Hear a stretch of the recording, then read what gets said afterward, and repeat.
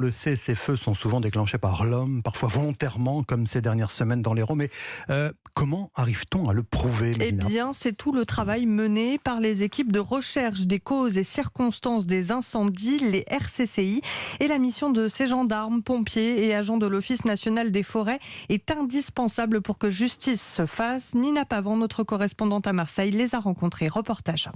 Quand le téléphone de l'adjudant-chef Christophe sonne, son équipe part sur le terrain à la recherche d'indices. Dans leur mallette, un drone pour survoler l'incendie et tout un attirail pour des fouilles au sol. Donc on va retrouver les drapeaux avec une massette. Après c'est du matériel de prélèvement, que des pinces, des bocaux, une petite station météo. Après c'est les yeux qui travaillent.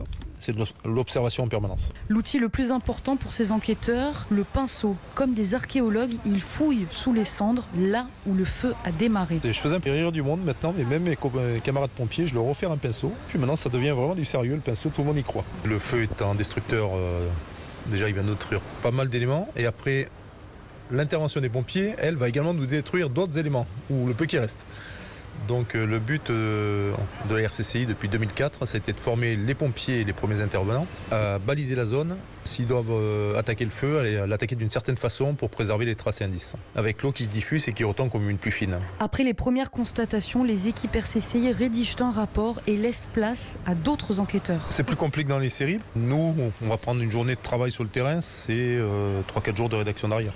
On remet ça aux enquêteurs, ils se chargent de faire une enquête classique et là, tout est permis. Et c'est grâce au travail de l'équipe RCCI du Var qu'on a pu déterminer l'origine du feu de Gonfaron l'an dernier. 8000 hectares partis en fumée à cause d'un mégot de cigarette. La Valette du Var, Nina Pavant, Europe.